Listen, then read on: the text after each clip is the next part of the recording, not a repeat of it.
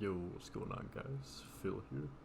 Wanted to talk about something that came up in the Storybook Brawl Discord that I thought was an interesting discussion to have, and it's whether or not Trophy Hunter is an issue or not, whether he's oppressive. What is the problem with Trophy Hunter right now? Right? So, for those that don't know, the issue with Trophy Hunter is very simply shown by this clip, which I'm going to now overlay. So, there's the clip.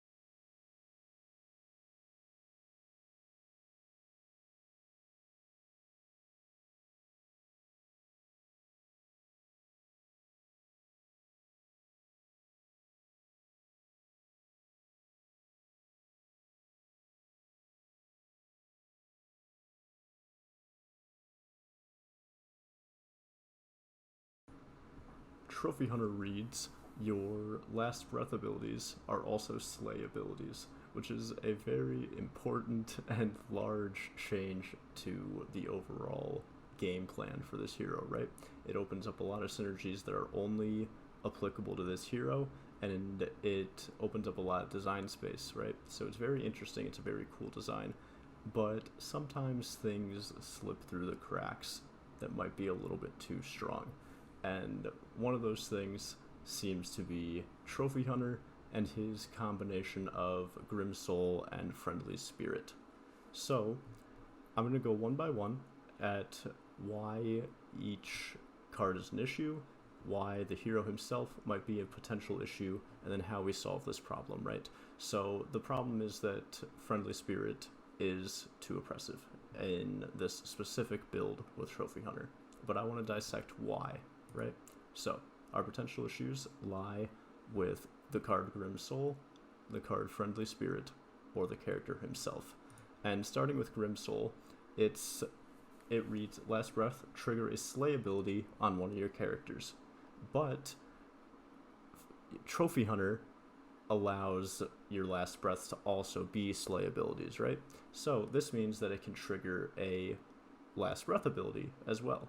So if your only last breath ability on your board is Friendly Spirit, this can read last breath and slay trigger Friendly Spirit, which is very strong. And it's a combo that is only applicable to Trophy Hunter because typically Grim Soul, only triggers a slay ability, and Friendly Spirit would not typically have a slay ability. However, outside of the use in this specific combo, Grim Soul is a very important card, so it's difficult to want to make changes to it because it's not oppressive anywhere else. It's an integral piece to allow for mid-range slay builds to get strong enough very quickly. Slay tends to fall off in the late game, so you need to be able to end games and be very aggressive, right? And this helps you get those additional triggers, most of which buff attack. An attack, the later the game goes on, becomes less and less relevant. The difference between 20, that's too small. The difference between 80 attack and 90 attack is not that much, but the difference between 20 attack and 25 attack could be massive. So with that, Grim Soul is very useful because it helps, slay builds. And that's typically with Chupacabra or buffing Shadow Assassin, and it really just helps push for an aggressive early game comp. And then it also is a very important unit to have as a pivot piece, because some games you're not going to have a coherent early game, right? You're going to just be buying things to get stats so that you stay alive long enough to make it to late game. And sometimes when you're in those positions where you don't quite have a build yet, Grim Soul opens up a lot of possibilities. because it is such a engine for slay effects that even if you had no slay synergy before, you now at least have a potential out to make the slay build work. And that's really important because in the situation where you don't have a build, if this card didn't exist, most of the slay minions are just going to be auto, like you're going to see them in your shop, there's going to be no reason to ever buy them, because if you get them too late, slay is a very snowbally ability. So the later and the later you get into a game without having already snowballed them, they're going to become much less effective rather. So I don't think that Grim Soul is the issue. But if Grim Soul is not the issue, then is Friendly Spirit an issue? And this is where the discussion becomes a little bit more interesting, right? So Friendly Spirit by itself is a card that is very difficult to build around. In a typical game, when you don't have all these additional triggers from Grim Soul allowing it to trigger, as well as it itself being able to slay to trigger itself, you can really only trigger it once or twice a battle. And when you can only trigger it once or twice a battle, that's totally fine. And the issue that will come up kind of gets mitigated, because if it only happens once, then it's strong and cool. But if it happens 6 times a fight, that's when it becomes oppressive. By itself, though, it's a 4-mana 3/3, right? Like, its stats are not impressive. Support can help buff it up, right? But it's not that big of a difference. Going from 3/3 to like 5/6, yeah, that's cool, but that's not going to be enough to make it oppressive, right? It's extra stats, so it's obviously better, but whatever. And there's not many pieces that actually kind of synergize with it. Without this trophy hunter stuff, it's kind of a bad unit overall. Like, it's interesting and it can be used in good builds, so that's cool. It can help you transition monsters, because if you have something like Monster Manual, because then it's at least buffing itself over and over. But if you don't have something like that, the best you can hope to do is give it +3/+3 every turn with Wormroot. And at that point, it's an okay minion. This can, it has other synergies with other cards, such as Copycat, but Copycat makes your build much more vulnerable, because anything pre-combat will greatly affect how the fight goes down, right? So if Copycat dies, then you lose a lot of effectiveness. If Spirit dies early, you lose a lot of effectiveness, and your Copycat becomes useless. So that's okay. There's counterplay there that you can work around. But, so to end this section, Spirit by itself is largely not an issue. I like to think of it in the best of terms, really, in a typical build. If it's only triggering once or twice, it's kind of like a Helm of the Ugly Duckling.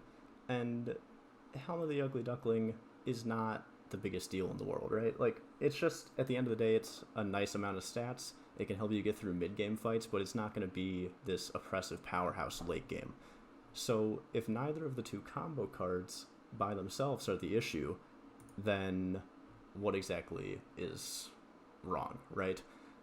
Why are both cards fine, but the combo itself is not fine? And that's where our problem lies. Both cards are healthy additions, their combo is incredibly powerful, and that's okay, because players discovering these powerful synergies is very rewarding. And, if this was a flash in the pan thing where someone figured this out and then now we have a viable build, but it's not, if it was just a good build and not an oppressive one, we wouldn't be having this talk. It'd be really interesting. But there's an issue where two cards that aren't really that good in terms of basic strategy of the game, like in most games, you're not going to go in thinking, I want to play Grim Soul or I want to play Friendly Spirit. And that's very important, because other players are not incentivized at all to pick up these additions, right? It's a unique combination of two cards not being good typically work very well together, and because they don't work well with other stuff, no one goes for them, which means the one person that does go for them can get it very, very consistently. And then with that consistency comes the power level issue. So there's multiple steps to this, right? But the power is something that you can adjust for with stat changes or how the card's function changes. But you can't change the fact you know, you'd have to completely rework something about one of the cards to make it so that other builds outside of just this character are incentivized to build them. A way to look at this that might be easier to understand is if you take a list of all the cards, right? There's certain cards that are going to be in like S tier that every character wants to buy. And when you take two cards like Grim Soul and Friendly Spirit, both of those are going to be in like the bottom 30% of cards that people are thinking about typically. And when all of a sudden that those two cards are insane for you and it's all you want to look for, your chances of getting it are going to be much, much higher because you're the only one that gives a shit, really. So, what can we do to solve the issue that is this entire, you know, this whole mess of issues? What can we do to fix it? There's a very important part of this that you may have noticed with the Icarus clip where the spirit buffed itself, and then every time it buffs itself, when it triggers again, it's larger and larger and larger, right? So the triggers stack exponentially when in a typical game they wouldn't stack nearly as high because there's not as many triggers. So in a normal game, if your 6/6 spirit gets triggered and it buffs itself, then it's a 12/12 now, right? And that's cool. That's a good amount of stats. And that's fine. That's strong. Then the 12 triggers, and that can go somewhere, and that's cool. But in Trophy Hunter, if you go from 6/6, your Grim Soul dies, you go to 12/12, you go to 8 or 24/24, and you just keep stacking like that. And every time that you kill something, you get to trigger it again. That's when the numbers get too big too fast. The only kind of other exponential growth that we have like that in the game is Echowood, and Echowood's a tier 6 unit that is very powerful in multiple builds that everybody kind of wants to get. So that is where it's okay to have those larger numbers, because it's in the late game, there's a lot more counterplay. Pigomorph and stuff becomes available in the late game that you won't have access to in the early game, and there's just a lot more disruption. But this comes out so early that if you get it, then you're gonna start winning fights, like, instantly. This all comes back to the idea that it should not be able to stack on itself. The biggest problem is not that when this minion dies, it passes its stats on.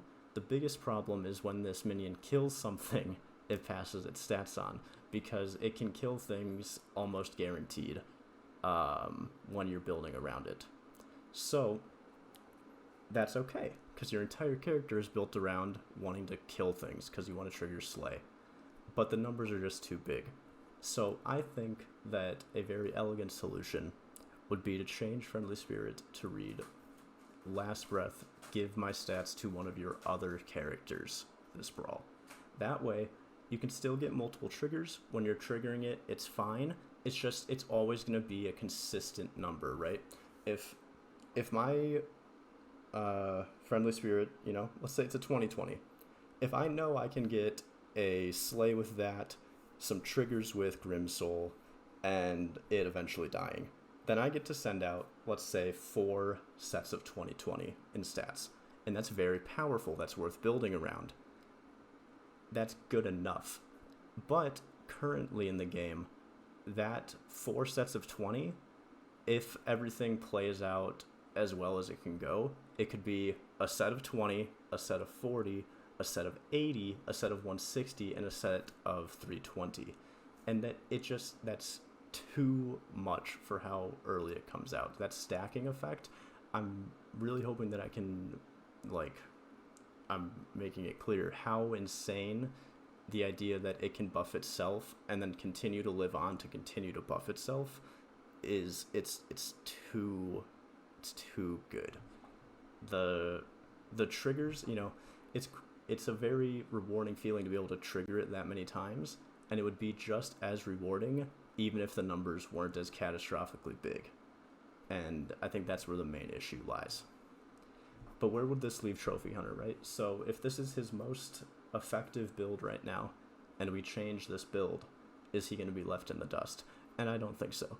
Because with my proposed change, the build itself is not dead. It is weaker, and it's more in line with what the mid-game should probably be like. And it's still strong, right? It's still worth building around. It's just not going to be dealing 15 on 4-2, you know?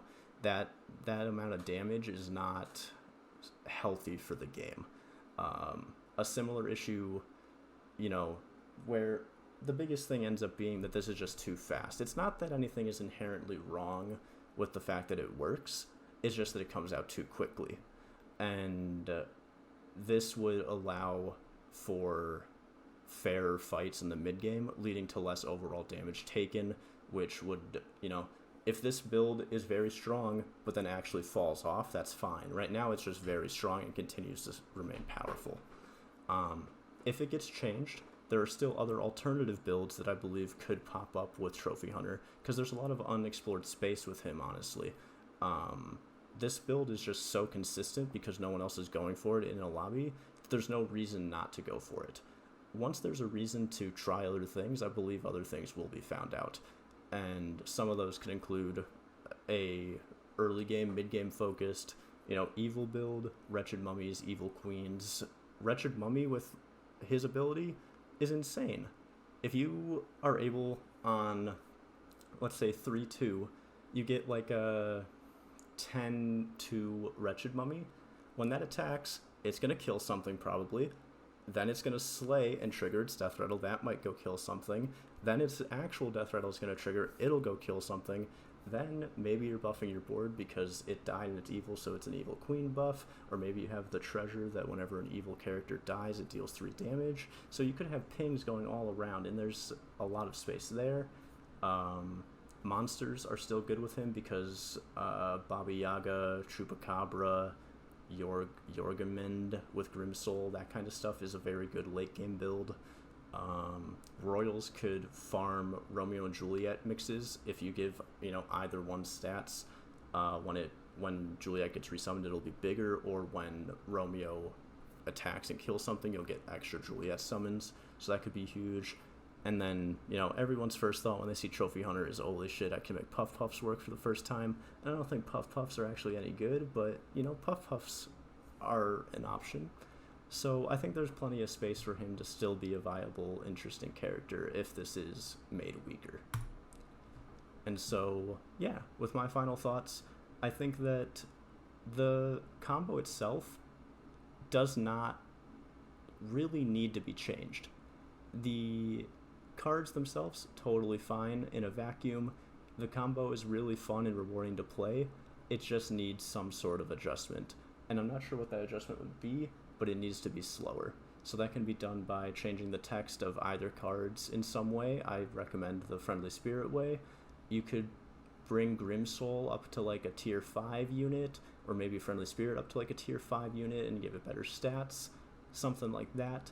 There's a lot of different avenues to potentially change this, but it's just very unhealthy to pigeonhole a character into a single build, right? I don't think that it's unhealthy for the game in the fact that it's just oppressive, because there is counterplay. I think it comes a little bit too fast, so sometimes you can't always counter it, but it inherently is a vulnerable composition. It just comes out very early, and it just destroys Trophy Hunter as a character, because there's no incentive to do anything except for build this right now. And if you're building a character, or if you're designing a character, and it's only doing one thing, it has one purpose, that's not really what you're trying to design for, right? His entire thing combines 2 huge mechanics in the game. There's so many cards that say Slay, and there's so many cards that say Last Breath, and there's a bunch of different synergies between a bunch of them, and none of it's being explored because this is just too oppressive. So those are my final thoughts. I think that the most elegant change would be to change Friendly Spirit's text. I also think that it would allow, you know, I don't know. I don't think Friendly Spirit's a problem card, but I do think just in general, things that can buff themselves over and over again is not a very healthy design. So it does not surprise me that Friendly Spirit has shown up in a combo that is too strong. But yeah, so let me know what you guys think, and thanks for listening to the ramblings. Don't forget to like, comment, sub, all that jazz.